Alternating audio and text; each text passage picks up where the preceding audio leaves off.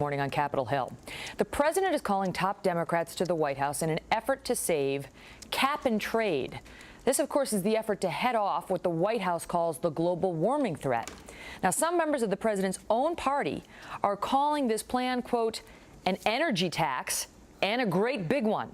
We bring in Christopher Horner now. He is a senior fellow at the Competitive Enterprise Institute, and he's also the author of The Politically Incorrect Guide to Global Warming and Environmentalism. Christopher, good morning to you. Good morning, Megan. This caught our attention because this is one of President Obama's stated top two initiatives as our president, and it involves global warming and cracking down on emissions that he thinks are harming the environment.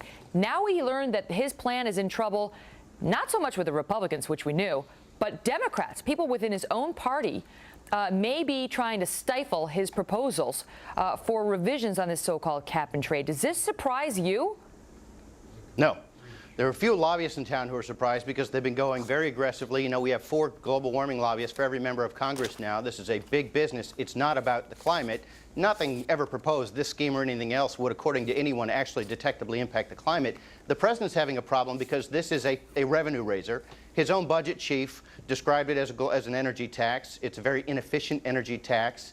The president, in a rare moment of candor while running, said it would necessarily skyrocket your energy prices. That's the objective. It's not about climate. So obviously he's having a problem currying support within his own party for the biggest tax increase, as they see it, in their budget in American history.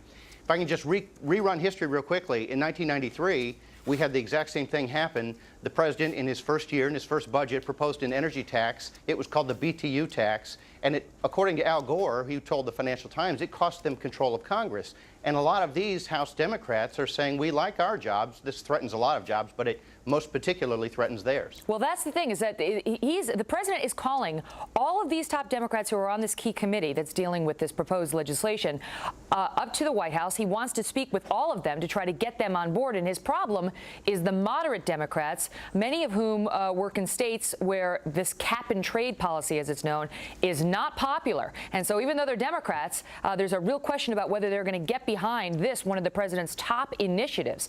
Just explain, though, because you think cap and trade, okay, in theory, it sounds like a good thing. We like to help the environment. Nobody wants our kids to be growing up breathing pollution forever. What is the problem with this policy? Why is it a secret tax? Okay. It's a rationing scheme, just like World War II rationing of gasoline, whereby the state decides how much of something the private sector can have or use, in this case, electricity or gasoline, and they issue quotas and ration coupons. But they sell the ration coupons to raise revenue.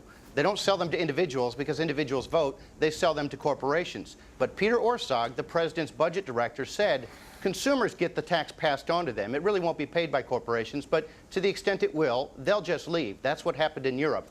It's a hidden tax, which makes it the best kind of tax. They call it a market mechanism because buying and selling of the ration coupons is involved. But in fact, it's a tax according to the president's budget director. Congressional Budget Office has said this for years.